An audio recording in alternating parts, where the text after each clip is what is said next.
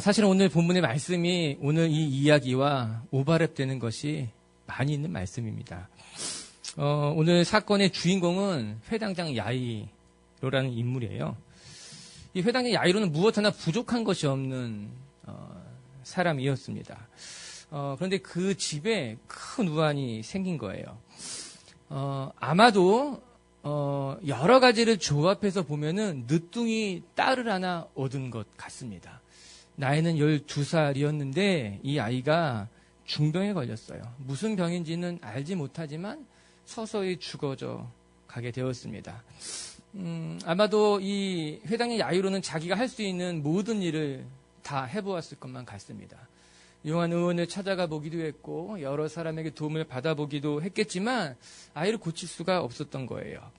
이 아버지의 마음이 얼마나 괴롭고 힘들었을지는 우리는 충분히 이해할 수 있을 것입니다. 하나밖에 없는 딸이 중병에 걸려서 죽게 되었는데 아버지로서 해줄 수 있는 것이 아무것도 없을 때 이건 우리는 무기력함을 느낍니다. 무력해지는 거예요. 결국 회당장 야이로는 예수님을 찾아가기로 결단합니다. 그리고 오늘 성경은 바로 그 이야기가 기록되어져 있어요. 우리 22절과 23절을 같이 한번 읽어보도록 할게요. 22절과 23절입니다. 시작.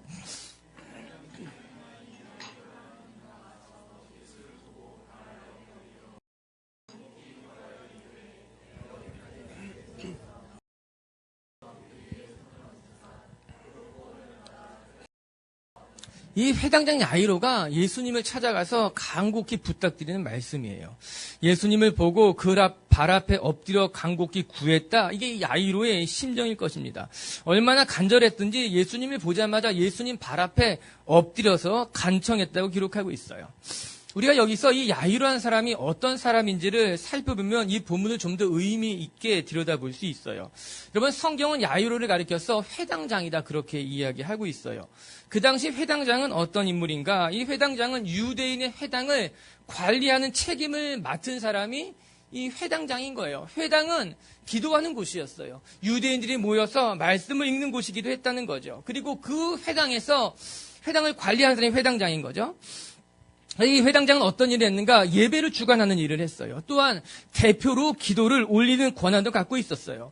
구약에 있는 율법서와 선지서들을 낭독하는 일은 이 회당장이 하는 일이었다는 거예요. 특별히 이번 주에 누가 설교를 할 수 있을지 정할 수 있는 이 권한이 회당장에게 있었습니다. 그래서 회당장은 설교할 사람을 지정할 수 있었어요. 또 때로는 율법에 어긋난 일을 하는 사람을 보게 되면 회당장이 질책할 수 있었어요. 징계를 내릴 수 있었다라고 하는 것입니다. 그렇기 때문에 보통 회당장은 그 지역에서 가장 존경받는 사람들 가운데 장로들이, 원로들이 투표해서 세워졌다고 이야기합니다.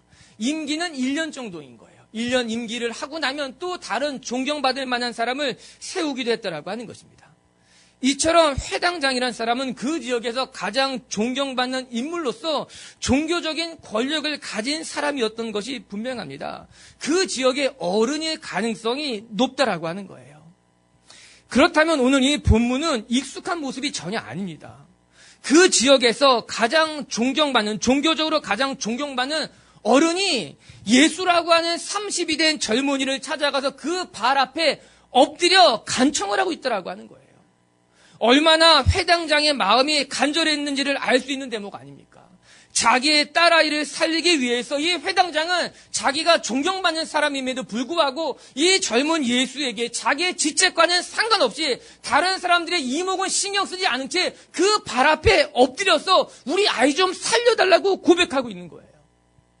여러분, 23절에 뭐라고 나옵니까? 간곡히 구하여 이르되, 이 간곡히라는 이 한 단어가 아마 회당장의 마음을 고스란히 담고 있는 단어일 거예요.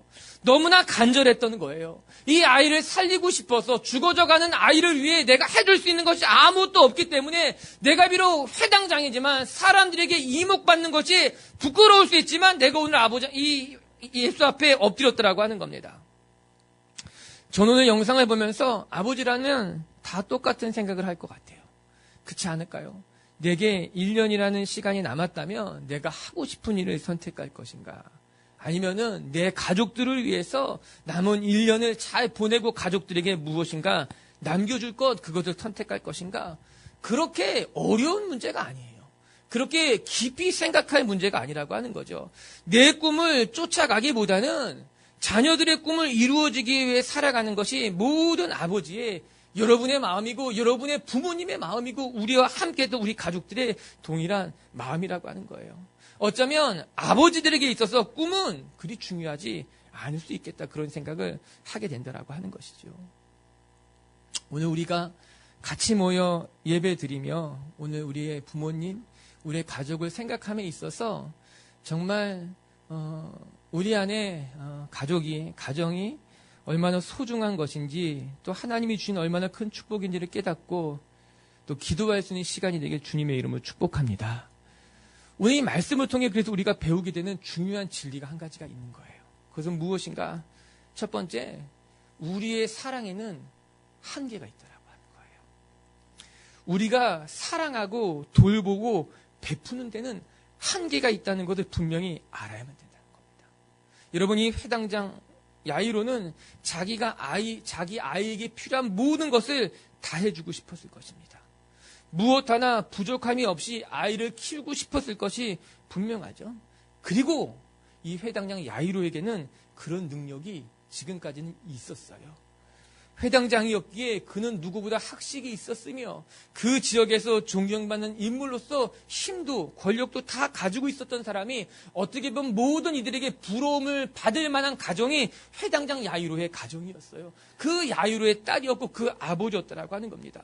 겉으로 보기에는 어느 것 하나 부족함이 없는 부모였다라고 하는 거예요. 그런데 결정적인 순간에 이 야이로는 무력함을 느낍니다.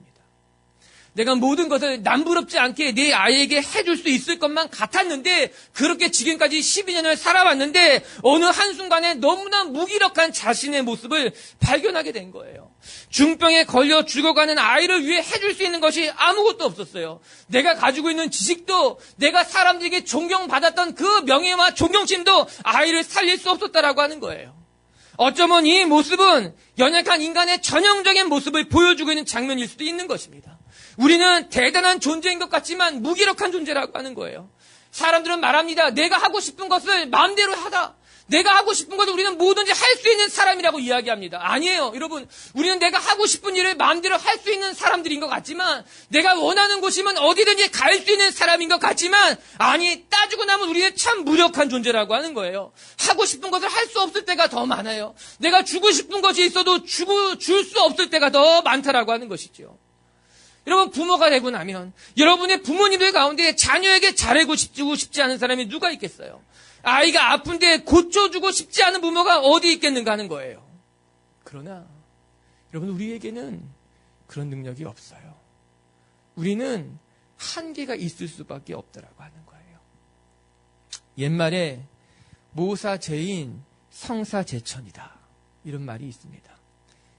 모사, 일을 꾸미는 것은 제인이라 사람에게 달려있지만, 성사, 그 일을 이루는 것은 제천이다, 하늘에게 달려있다라고 하는 거예요. 노력해서 이룰 수 있는 일도 있지만 내 노력으로 이룰 수 없는 일이 있다는 거예요. 과거에 제갈량이 호르국에서 화공작전을 펼쳐, 즉 불화살로 적을 섬멸하는 작전을 펼칩니다. 사마의 삼부자가 꼼짝없이 죽게 됐어요. 모든 사람이 이 전쟁에서 제갈량이 이겼다 말합니다. 제갈량도 승리했다 생각했지만 그때 갑자기 하늘에서 비가 내리기 시작했습니다. 제갈량의 그 지혜로 화공작전을 펼쳤지만 하늘에서 갑자기 비가 내리니까 화공작전이 그냥 수포로 돌아가게 됐어요. 다 잡은 것만 같았던 사마의 삼부자가 그냥 도망가게 바라볼 수밖에 없었다는 겁니다. 이 상황을 바라보고 하늘을 우러러 모사제인 성사제천이라, 그렇게 제갈량이 한탄했다고 하는 거예요. 내가 이룬 것 같지만, 내가 이룰 수 있는 것 같지만 하늘이 돕지 않으니 이룰 수 없었구나. 여러분, 실상 이 말씀은 성경에 나와요. 잠언 16장 9절에 이런 말씀이 있어요. 같이 한번 우리가 읽어보십시다. 시작. 사람이 마음으로 자기의 길을 계획할지라도 그 걸음을 인도하신 이는 여호와시니라. 모사제인 성사제천이라. 사람이 마음으로 그 일을 계획해도 그 걸음을 인도하신 이는 하나님이라고 하는 겁니다. 우리 힘으로 이룰 수 있는 것이 아니에요. 내가 아무리 모든 것을 다 가지고 있는 것 있다 하여도 내 힘이 미치지 못하는 곳이 있는 거예요. 내 힘으로 이루지 못할 때가 있다라고 하는 거예요. 우리는 그때 무기력함을 느끼는 거예요. 낙심하게 되는 거예요. 때로는 절망하기도 하고 지금까지 지켜오던 곳을 포기하고 싶은 생각을 들기도 한다라고 하는 거예요. 그러나 우리는 그때 기억해야 되는 거예요. 이 절박한, 이 절망스러운 이 나의 한계를 발견했을 때 비로소 하늘 문이 열리고 비로소 기도의 문이 열리고 비로소 하나님의 역사가 시작된다라고 하는 것입니다. 사랑하는 성도 여러분, 기도는 인간의 한계점에서 시작된다는 거예요. 내가 무기력할 때 비로소 우리는 하나님을 찾게 되는 거예요. 마치 이 회당장 야이로가 자신의 무력함을 느끼고 내 아이 하나 어찌할 수 없는 이 아비의 무력함을 느낄 때 그 젊은 예수께 나가 발 앞에 엎드려 간곡히 무릎 꿇었던 것 같이 우리는 우리의 한계를 알아야 되고 우리의 무력함을 깨달을 때 하나님의 역사가 시작된다라고 하는 거예요. 오늘 말씀을 보면서 그러나 회당장 야이로가 잘한 거예요. 예수님을 찾아간 것이 매우 잘한 결정이라고 하는 거예요. 아무것도 해줄 수 있는 것이 없었지만 이 회당장 야이로가 마지막에 선택한 그 선택이 아이를 살렸다는 거예요. 마지막으로 붙잡은 그 마지막의 선택이 결국 최고의 선택이며 아이를 살릴 수 있는 결정적인 선택이 됐다라고 하는 것이에요. 우리 빛의 교회 성도 여러분, 우리가 힘이 없는 연약한 존재임을 인정하는 것이 복임을 깨닫게 되기를 바랍니다. 내가 내 가족을 위해 내가 사랑하는 이를 위해 해줄 수 있는 것에는 언제나 한계가 있다는 것을 깨닫게 됐을 때 비로소 우리는 기도하게 되고 하나님 앞에 무릎을 꿇고 나의 연약함을 하나님 앞에 가져나가게 된다라고 하는 거예요. 우리들이 하나님의 은혜를 깨닫고 하나님의 은혜가 필요한 사람입니다. 겸손히 고백할 줄 아는, 그래서 하나님께서 내가 지키지 못할 때 하나님이 지키시고 내가 돌보지 못할 때 하나님이 돌보시는 것을 경험하는 저와 여러분들이 되기를 주님의 이름으로 축복합니다. 두 번째, 우리가 이 말씀을 통해 또 깨닫게 되는 것은 예수님께서 이리 말씀하셨다는 거예요. 두려워하지 말고 믿기만 하라라는 이 예수님의 말씀이에요. 35절 36절을 같이 한번 읽어볼까요? 35절 36절의 말씀 시작. 아직 예수께서 말씀하실 때에 회당장의 집에서 사람들이 와서 회당장에게 이르되 당신의 딸이 죽었나이다. 어찌하여 선생을 더 괴롭게 하나이까? 예수께서 그 하는 말을 곁에서 들으시고 회당장에게 이르시되 아이가 죽었다는 말을 듣고 회당장의 마음이 정말 하늘이 무너지는 것만 같았을 겁니다. 이제 아무런 희망이 없구나 생각했을 거예요. 그런데 예수님이 그때 그 말씀을 뭐라고 나옵니까? 곁에서 들으시고 그 회당장에게 말씀하셨다는 거예요. 무엇이라고 말씀하는가? 두려워하지 말고 믿기만 해라. 사람들이 아이가 죽었다고 더 이상 소망이 없고 희망이 없다고 더 이상 아무런 가능성이 없다고 말할 그때, 그래서 마음이 한없이 흔들리고 두려워하는 바로 그때 예수님이 조용히 그 회당장에게 가서 이야기했다는 거예요. 회당장 야이로야, 두려워하지 말고 믿기만 해라라고 하는 거예요. 저는 우리가 이 음성을 들을 수 있게 되게 주님의 이름으로 축복합니다. 흔히들 이런 말이에요. 청년 실업률이 13%가 넘었다는 말을 합니다. 엄청난 거예요, 여러분. 사실 이게 아무것도 아닌 것 같지만 엄청난 거예요. 13%가 넘었다는 거는. 공지되는 실업률보다 체감되는 실업률은 23%가 넘었다는 말도 해요. 절망적인 시대다 생각을 합니다. 그래서 우리 교회는 그래도 청년들이 다 열심히 살고 있어서 감사한 마음이 있지만, 목사님, 어떻게 낙심하지 않을 수 있습니까? 어떻게 두려워하지 않을 수 있습니까? 목사님, 너무 무책임하신 건 아니냐? 목사님 단위에서 그렇게 말씀하시는 거 너무 무책임한 것 아니냐? 여러분, 그렇게 들릴 수도 있겠지만, 사랑하는 성도 여러분, 두려워한다고 해서 변하는 것은 없습니다. 우리가 두려워한다고 해서 실업률이 낮아진다면, 우리가 걱정하고 염려한다고 해서 문제가 해결된다면 저는 마음껏 두려워해라. 마음껏 걱정해라. 근심할 수 있을 만큼 한번 열심히 근심해보자 이야기할 겁니다. 그런데 근심한다고 해서, 걱정한다고 해서, 두려워한다고 해서 문제는 해결되지 않습니다. 걱정한다고 해서 무엇 하나 내 마음의 편안함이 얻어지는 것은 절대 아니라고 하는 거예요. 오히려 믿음은 믿음으로 말미암아 믿음에 이르게 하지만 걱정은 걱정하는 우리를 더 걱정과 근심으로 몰아넣는다라고 하는 것입니다. 여러분, 우리 모두는 두려워해서는 안 됩니다. 일이 되지 않는다고 해서, 내 자녀에게 해줄 것이 없다고 해서, 나는 너무나 무기력하다고 해서 두려워해서는 안 된다라고 하는 거예요. 오늘 예수님은 뭐라고 말합니까? 두려워하지 말라라고 하는 거예요. 너의 삶에 믿음이 있어서 흔들리지 않아야 된다라고 하는 겁니다. 흔들리지 않아야 되는 거예요. 아프니까 청춘이다. 좋은 책이에요. 저도 읽고 많은 감동을 받았어요. 메모도 많이 했어요. 그런데 얼마 전에 길을 가다가 재미있는 현판을 봤어요. 아프니까 병원에 와라. 이렇게 써붙였어요. 병원 이름이에요. 근데 자세히 보니까 병원 이름이 아니고 병원 이름은 따로 있었는데 그 유리창에 써놨어요. 아프면 병원에 와라. 그건 맞는 말이에요. 아프면 병원에 가야죠. 1000번은 흔들려야 어른이 된대요. 아니에요. 흔들리면 안 돼요. 설사 우리를 누가 열심히 흔든다 하더라도 상황이 형편이 우리 애를 열심히 흔든다 하더라도 흔들리면 안 된다는 거예요. 아니 흔들려도 넘어지면 안 되는 거예요. 우리는 하나님께서 말씀하셨어요. 흔들리지 말라라고 하는 거예요. 아니 오늘 예수님이 야이로에게 말씀하시는 거예요. 야이로야 흔들리지 말아라. 지금의 상황이 아이가 죽었고 두렵고 무섭고 낙심이 되고 절망이 돼도 흔들리지 말라라고 하는 거예요. 예수님이 뭐라고 말합니까? 36절에 예수께서 그 하는 말을 곁에서 다 들으시고 회당장에게 갔다는 거예요.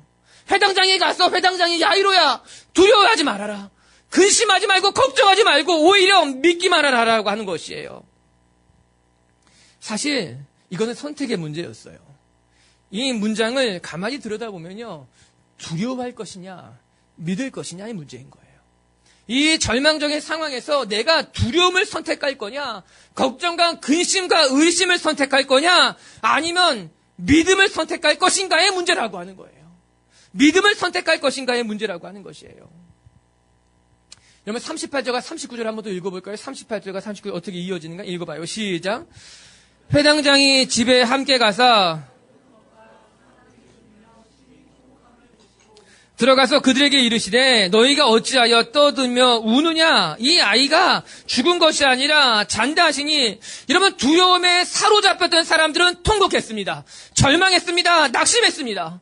그러나 주님께서는 놀랍게도 뭐라고 말씀하십니까? 아이가 잔다는 거예요. 여기서 매우 중요한 차이를 우리가 발견하는 것 아닙니까? 믿음을 가진 사람은 믿음이 없는 사람들과 바라보는 관점이 전혀 다르더라고 하는 거예요. 여러분 사람들은요 심히 울며 통곡했어요. 주님께서 행하실 일들을 전혀 바라보지 못했기 때문에 그들은 이 가정에 일어날 기적이 어떤 것인지 기대조차 하지 않았다라고 하는 것입니다. 그러나 예수님은 지금 이 상황에서 하나님이 행하실 일을 바라보기 시작했다라고 하는 거예요. 여러분 우리는 어디에 서 있는가가 중요합니다. 왜냐하면 서 있는 자리에 따라서 바라보는 관점이 달라지게 되어 있다라고 하는 거예요. 내가 이 자리에서 여러분을 바라보는 관점과 여러분이 그 자리에서 저를 바라보는 관점은 다르다라고 하는 거예요. 제가 바라보기에는 의자가 가득하지만 여러분이 바라보기에는 이 강대상에 이 무대 위엔 강대상 하나가 있는 거죠. 여러분 우리가 어디에 서 있는가가 그래서 중요한 거예요. 우리가 하나님 편에 서 있으면 우리가 예수님이 있는 곳에 서 있으면 우리가 바라보는 곳이 달라진다라고 하는 거예요. 사람 편에 서 있었던 사람들 두려움에 사로잡혔던 그 사람들은 통곡할 수밖에 없었던 거예요. 낙심해서 울고 통곡했다라고 성경은 이야기하지만 예수님은 야이로에게 말씀하시기를 두려워하지 말아라. 아이가 죽은 것이 아니라 잔다고 이야기하고 있다라고 하는 것입니다. 여러분은 어느 편에 서 있습니까? 주님의 편에 서 있습니까? 말씀 편에 서 있습니까? 하나님의 약속과 함께 서 있습니까? 아니면 세상 사람들 편에 서서 세상 사람들과 함께 울고 통곡하며 낙심하고 있습니까?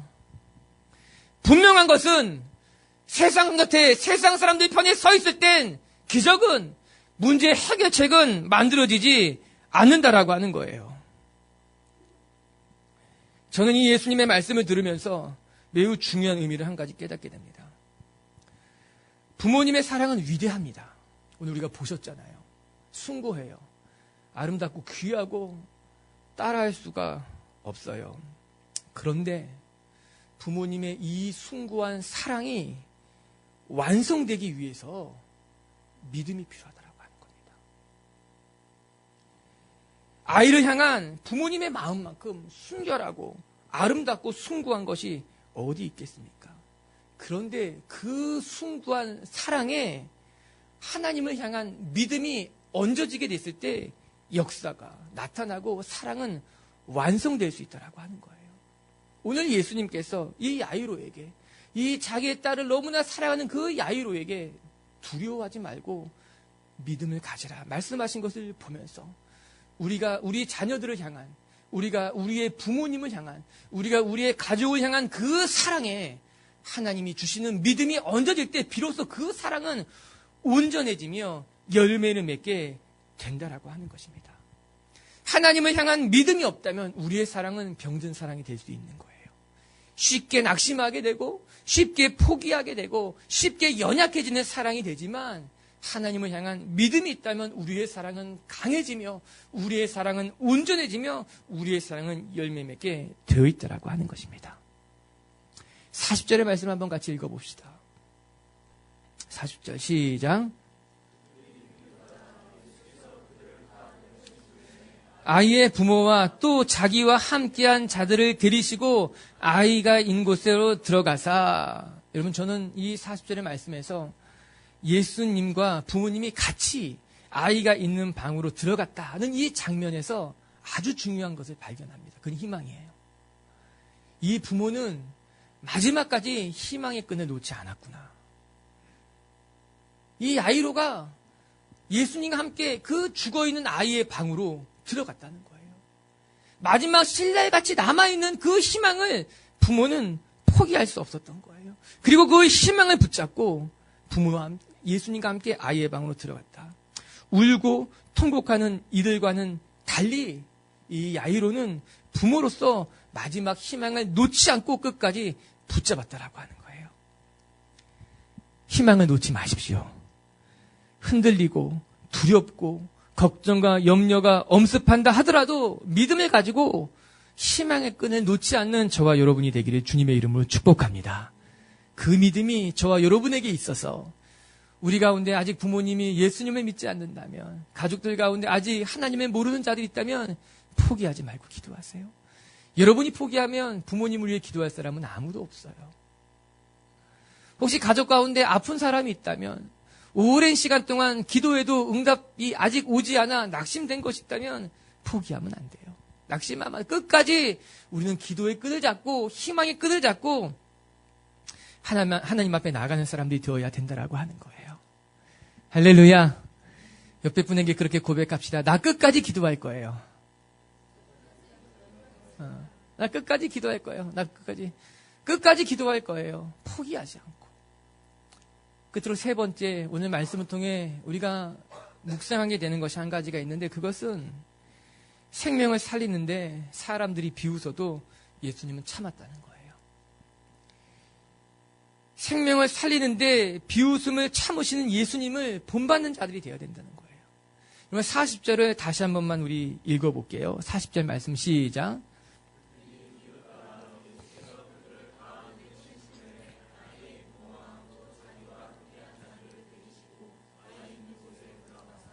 그러면 40절 말씀에 그들이 비웃더라. 저는 이 말씀이 너무너무 가슴이 아프게 다가왔어요. 그들이 비웃더라. 예수님의 마음이 얼마나 아팠을까? 예수님의 마음이 얼마나 민망했을까? 아니, 어떻게 보면요, 우리의 감정을 이입시켜 본다면 예수님이 마음이 아팠다기보다는 괘씸했겠죠. 아주 꼴 보기 싫었겠죠. 속상하기도 하고 기분이 나쁘기도 하고 빈정이 상하기도 하고 나를 무시하는 것 같기도 하고, 내가 아이에게 죽은 것이 아니라 잔다 하면 자는 건 줄 알아야지 비웃고 있구나. 내가 이 아이를 살리겠다고 말하면 믿음이 있어야 될 텐데 거기는 사람들이 비웃었다는 거예요. 여러분, 울며 통곡했다는 것과 이 비웃었다는 단어가 어울린다고 생각합니까? 그 분위기에 비웃음이 어울린다고 생각합니까? 어울리지 않는 분위기예요. 그런데 놀랍게도 사람들이 비웃었다는 거예요. 그것은 슬픔보다 더한 모욕인 것 같아요. 절망보다 더한 모욕인 것 같아요. 예수님의 그 말씀을 보고, 말씀을 듣고 사람들이 비웃기 시작했다라고 하는 거예요. 아마 저 같았으면 거기서 그냥 나왔을 거예요. 여러분들도 그랬을 거면서 뭘 또. 우리는 기적을 이루고 싶어도, 누구를 돕고 싶어도 사람들이 나를 비웃고 있는다면 아이 싫어 나는. 내가 왜 비웃음을 받으면서 내가 모욕을 받으면서 구차하게 여기서 이런 일을 할 일이 내가 뭐가 있겠어. 됐다. 그런데 예수님은 달랐다는 거예요. 뭐라고 나옵니까? 40절에 그들이 비웃더라. 그러나 예수께서 그들을 다 내보내신 후에 아이와 부모를 또 자기와 함께한 자들 데리고 아이의 있는 곳에 들어갔다는 거예요. 모든 이들이 나를 비웃어도 나는 이 아이를 살려야겠다. 나는 이 일을 이루겠다라고 하는 것입니다. 예수님은 사람들이 비웃던 조롱하던 그것과 상관없이 아이와 부모를 위해 무릎 꿇고 아이를 살렸다. 41절을 읽습니다. 시작. 그 아이의 손을 잡고 이르시되 달리다굼 하시니 번역하면 곧 내가 네게 말하노니 소녀야 일어나라 하심이라. 달리다굼은 아람어를 소리 나는 대로 옮겨 적은 거예요. 예를 들어 헬로우 하면 헬로우 이렇게 적은 것 같이 달리다굼은 예수님이 쓰셨던 언어 아람어, 예수님은 아람어를 쓰셨는데 그 아람어를 의미 있게 이 마가가 옮겨 적은 거예요. 그냥 달리다굼 이렇게. 그 뜻이 무엇이냐? 소녀야 일어나라는 거예요. 여러분, 죽은 사람에게 일어나라는 게 가당한 말입니까? 죽어있는 자에게 일어나라, 이것은 가당치 않은 말이라고 하는 거예요. 그렇기 때문에 마가가 그 달리다굼을 듣고 이 단어를 그냥 옮겨 적어있다, 그대로 적어있다 생각한 것 같아요. 그리고 예수님의 말씀처럼 소녀가 그 말을 듣고 일어났다라고 하는 거예요. 죽은 아이가 예수님의 말을 들었다는 거예요. 죽어있는 자가 예수님의 명령에 순종했다라고 하는 것이에요. 사랑하는 성도 여러분, 죽은 자도 예수님이 말씀하시면 순종하게 되어 있어요. 아멘. 살아있는 사람이 예수님의 말씀을 듣고 순종해야 될까요? 순종하지 않아야 될까요? 만약에 살아있는 사람이 예수님의 말씀을 듣고 순종하지 않는다면 죽은 자보다 나을까요? 못할까요? 여러분은 죽은 자만 한 사람이에요? 죽은 자보다 못한 사람이에요? 너무 어려워요? 죽은 자가 예수님의 말씀을 듣고 순종했어요. 예수님의 말씀은 죽은 자까지 순종시키는 능력이 되었다라고 하는 것이에요. 사랑하는 우리 빛의 교회 성도 여러분, 기적은 마지막까지 포기하지 않을 때 맺혀지는 열매일 겁니다. 때로는 남들이 비웃고 조롱한다 하더라도, 때로는 아무도 이곳에 희망과 소망이 없다 이야기한다 하더라도 하나님이 말씀하셨다면 그것이 내게 맡겨질 소명과 사명의 길이라면 그것을 포기하지 아니하고 믿음의 길을 뚜벅뚜벅 걸어갈 때 그 길에 하나님의 기적이, 능력이, 우리가 지금까지 경험해보지 못했던 놀라운 역사가 나타나게 된다고 하는 것이에요. 이 자리에 찾아오신 모든 분들이 때로는 비웃음을 참기도 하고 때로는 사람들이 인정해주지 않을 때도 저와 여러분이 우리에게 맡겨진 길을 묵묵히 걸어갈 수 있는, 그래서 하나님이 주시는 은혜를 체험하는 하나님의 사람들이 될 수 있게 되기를 주님의 이름으로 축복합니다. 비웃음은 괜찮아요. 조롱도 중요하지 않아요. 우리가 가야 할 길이 정확하다면, 내가 바라보는 것이 분명하다면, 내게 맡겨진 사명이 분명하다면 비웃음도 조롱도 남들이 뭐라고 이야기하든지 피곤하고 지치고 어려워도 그건 중요하지 않다라고 하는 거예요. 그렇게 우리에게 하나님이 주신 사명의 꿈이 이루어지는 하나님의 사람들이 될 수 있게 되기를, 저와 여러분의 가정이 그런 가정이 될 수 있게 되기를 주님의 이름으로 축복합니다. 말씀을 마칠게요. 오늘 패밀리 데이로 말씀도 준비하고 우리 남편들이 춤도 추고, 여러분 남편들을 사랑해 주세요. 아멘. 남편이 아닌 분들은 이거 아내들이 들어야 되는, 여보들이 남편들을 사랑해 주세요. 여자들만 아멘 하시라. 사랑해 주세요.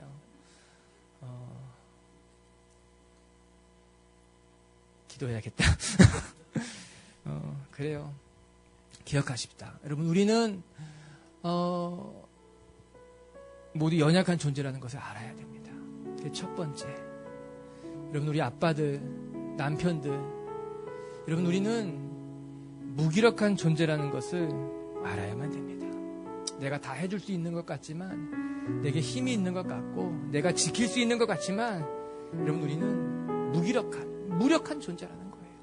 하나님이 돕지 않으면 우리의 가정도, 우리에게 맡겨진 사명도 감당할 수 없는, 우리 아이들조차도 내 스스로 지킬 수 없는 연약한 존재라는 것을 알아야만 돼요. 그런데 이것을 알면 기적이 일어나요. 이것을 알면 기도의 문이 열리고 하늘의 문이 열린다는 거예요. 우리 빛의교회 성도들이 나의 연약함을 인정하여 하늘의 문이 열리는 것을 경험하는 분들이 되길 주님의 이름으로 축복합니다. 그리고 두 번째, 여러분 두려워하지 말고 믿어야만 합니다. 세상이 우리를 흔들고 사람들이 우리를 흔든다 하더라도 그것 때문에 걱정하고 두려워하는 것이 아니라 믿음을 갖고 있다면 그 믿음은 우리의 사랑을 더 온전하게 만드는 능력이 될 줄로 믿습니다. 그리고 세 번째, 여러분 우리가 생명을 살리는데 사람들이 우리를 비웃고 조롱하고 사람들이 우리를 무시한다고 해서 우리가 이 길을 포기하는 것이 아니라, 여러분 비웃음 받아도 사람들이 우리를 놀리고 조롱해도 아랑곳하지 않고 믿음의 길을 걸어가는 저와 여러분들이 되기를 주님의 이름으로 축복합니다.